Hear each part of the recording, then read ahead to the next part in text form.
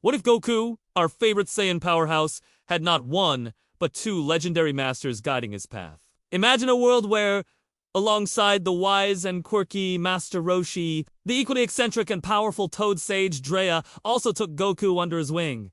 How would this dual mentorship shape the hero we know and love? Let's dive into this epic what-if scenario. Our story begins just as it does in the original timeline. Grandpa Gohan finds the young Saiyan Kakarot and raises him as Goku. The fateful bump on the head still happens, turning the aggressive child into the pure-hearted boy we adore. However, fate weaves a new thread. Jiraiya, on one of his legendary research trips across dimensions, if he can traverse the elemental nations, why not cross into another universe? Stumbles upon Mount Peozu, intrigued by the boy with a tail and his immense latent potential. Jiraiya decides to stick around, co-mentoring Goku alongside Grandpa Gohan. So, from a young age, Goku's training is a unique blend. Grandpa Gohan teaches him basic martial arts and survival skills. Jiraiya, recognizing Goku's incredible ki, starts teaching him the fundamentals of chakra control, albeit calling it advanced ki manipulation to make it simpler for the young boy. He teaches Goku how to walk on surfaces and water,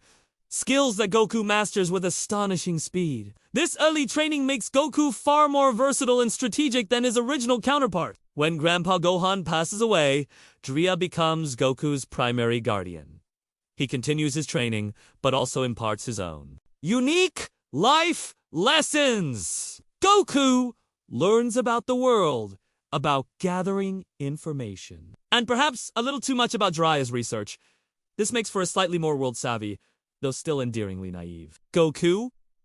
Eventually, Budama, Aribesa, and the quest for the Dragon Balls begins. This is where things get really interesting. With Jiraiya's ninjutsu in his arsenal, Goku is a force to be reckoned with. Imagine Goku using a substitution jutsu to dodge Yamcha's Wolfang Fist in the desert, leaving the bandit utterly bewildered, or perhaps using a small, non-lethal, Rasengan-like ki blast to surprise his opponents. When the time comes to train with Master Roshi, the old turtle hermit is flabbergasted. Here is a kid who not only has immense strength, but also a grasp of ki control that rivals seasoned masters. Roshi and Jiraiya, to pervy old masters, form an immediate, if competitive, friendship. Their training regimen for Goku and Krillin is legendary. Roshi provides the intense physical conditioning delivering milk, plowing fields, and dodging sharks, while Jiraiya adds his own ninja-style training. Stealth, espionage, and of course, Toad summoning.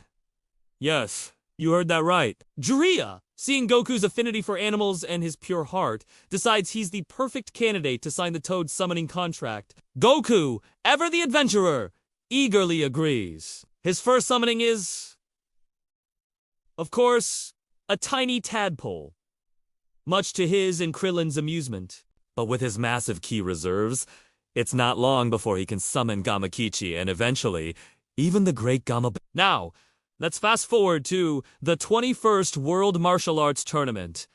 This tournament is a spectacle, unlike any other. Goku's fighting style is a mesmerizing blend of Roshi's turtle school techniques and Jiraiya's unpredictable ninja moves. He might start a fight with a classic Kamehameha stance, only to disappear in a puff of smoke and reappear behind his opponent. His fight with Jackie Chun Master Roshi in this, a legendary chess match of two distinct martial arts philosophies. Roshi is pushed to his absolute limit, barely clinching the win by reminding Goku that there's always someone stronger, a lesson that now resonates on two fronts. The Red Ribbon Army saga is where this new Goku truly shines.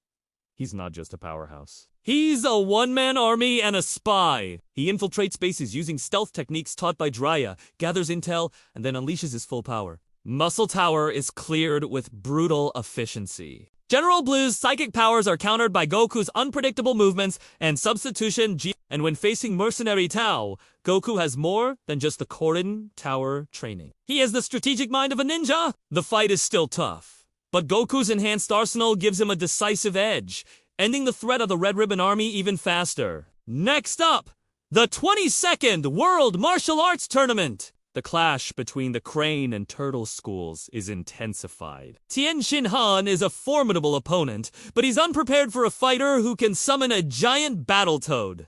Imagine the look on Tien's face when, in the middle of their epic final match, Goku summons Gamabenta right into the arena. The sheer shock and scale of the technique would be while Goku might still lose on a technicality, he proves that his potential is limitless. But the fun and games end with the arrival of King Piccolo. This is the first life or death battle where everything is on the line. After Krillin's tragic death, Goku's rage is immense. He drinks the ultra divine water, unlocking his latent power, as always. But this time, he has Jiraiya by his side, a warrior who has faced down terrifying threats himself. Jiraiya helps Goku channel his rage, strategizing their assault on the Demon King.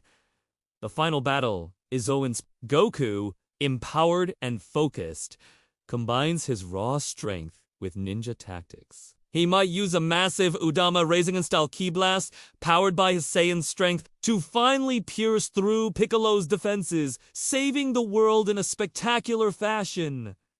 Years pass. At the 23rd World Martial Arts Tournament, Goku, now a young man, faces Piccolo Jr. He's taller, stronger, and wiser. His training has continued under both Roshi and Jiraiya, and he's even started to dabble in Sage Mode. While he hasn't perfected it, he can tap into natural energy for short bursts, boosting his senses and power exponentially. The fight with Piccolo is one of the greatest ever seen. It's a battle of raw power, regeneration, ninja arts, and new Sage abilities. Goku ultimately triumphs, but as in the original, he shows mercy, setting the stage for their future alliance. Then, Raditz arrives. The revelation of Goku's Saiyan heritage is a shock, but with Jiraiya's knowledge of different clans and powerful bloodlines from his own world, the concept isn't entirely foreign. The fight against Raditz is still incredibly difficult, but this time, Goku has a secret weapon. When Piccolo's special beam cannon is charging, Goku doesn't just hold Raditz in a full Nelson. He summons Gamabenta to help pin the Saiyan warrior down, ensuring the attack hits its mark. Goku still sacrifices himself, but the plan is executed with more certainty. In the other world, Goku's training with King Kai is augmented by his foundation in Sage Mode. Learning to gather energy on King Kai's planet is easier for him, and he masters both the Kyoken and the Spirit Bomb more quickly. He also communicates with Jiraiya on Earth through King Kai, getting strategic advice for the coming battle. When the Saiyans, Nappa and Vegeta arrive, the Zeph fighters put up a better fight, thanks to Jiraiya's strategic leadership. He, along with Piccolo and Gohan, uses coordinated tactics to hold off the rampaging Nappa. But the real show begins when Goku returns. A Goku who can combine Kaioken with his unpredictable ninja movements is a nightmare for Nappa. The behemoth is taken down with overwhelming speed and power. And then, the legendary battle. Goku versus Vegeta. This is where it all comes together. The strategic mind of a ninja, the raw power of a the energy multiplication of the Kyoken, and the early stages of Sage Mode. Goku pushes Vegeta to his limits faster than ever before. The beam struggle between the Gallic Gun and the Kyoken-powered Kamehameha is even more intense. When Vegeta creates the artificial moon, Goku is in trouble, but even as a great ape, Vegeta is unprepared for a gigantic toad wielding a massive Tanto blade. Gamabenta, summoned by a nearly defeated Gohan, enters the fray, creating a Kaido-sized battle that gives Krillin the opening to launch the Spirit Bomb. In the end, a battered and bruised Vegeta is defeated. Goku, ever merciful, still insists on letting him go. This decision, now backed by the wisdom of two masters, feels even more profound. He understands the potential for change and rivalry. So, what does this new path mean for the future? A Goku trained by both Roshi and Jiraiya would be a more versatile, strategic, and perhaps even wiser warrior. His journey to Namek, his confrontation with Frieza, and the legendary Super Saiyan transformation would all be colored by this unique upbringing. He wouldn't just be a fighter who relies on getting stronger. He'd be a true martial arts genius, a Shinobi Saiyan, a hero shaped by the combined wisdom of the Turtle Hermit and the gallant Toad Sage. The possibilities are truly endless. What do you guys think? How would this dual mentorship have changed the Frieza, Cell, and Boo sagas? Let me know your epic theories down in the comments. Thanks for watching, and if you enjoyed this what if, don't forget to hit that like button, subscribe, and ring the bell so you don't miss our next journey into the infinite possibilities of anime. Until next time!